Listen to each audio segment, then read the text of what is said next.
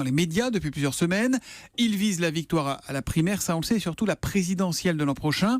Fait nouveau, Antonin, les sondages marquent une progression de Nicolas Sarkozy auprès des électeurs de droite, et ça c'est important. Exactement, plus 7 points dans le dernier Ipsos, plus 10 points dans le BVA de ce week-end, plus forte progression au sein des sympathisants les Républicains. Alors Nicolas Sarkozy reste distancé par Alain Juppé, mais l'écart se resserre.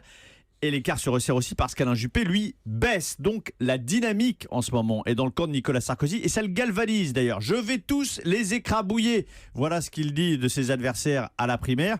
Il est tellement sûr de lui même qu'il enjambe la primaire, Nicolas Sarkozy. Il se projette déjà dans le match retour de 2012 en multipliant notamment les attaques contre François Hollande. Bon, il a quand même un fort handicap, Antonin. Une majorité de Français, et là encore on le voit dans les enquêtes d'opinion, ne veulent plus de Nicolas Sarkozy comme président. Le rejet est toujours très présent.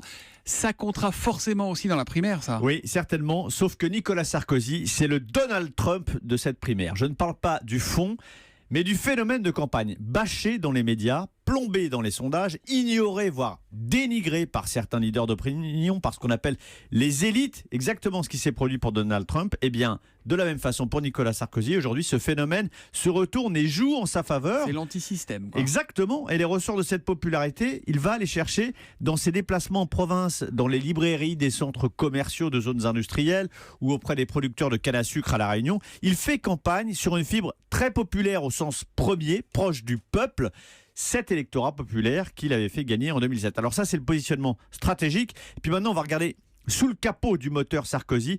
Et là, il y a un moteur très intéressant. Il performe chez les jeunes. Dans le sondage IFOP de cette semaine, sur la primaire des Républicains, il est en tête très largement avec 40% d'intention de vote chez les 18-24 ans contre 20% pour Juppé. Et ça, cette carte jeune, ça rappelle Jacques Chirac en 95 face à un candidat, Édouard Balladur, longtemps favori, qui a été débordé notamment par la dynamique de fin de campagne de Jacques Chirac qui était littéralement portée par les jeunes électeurs RPR.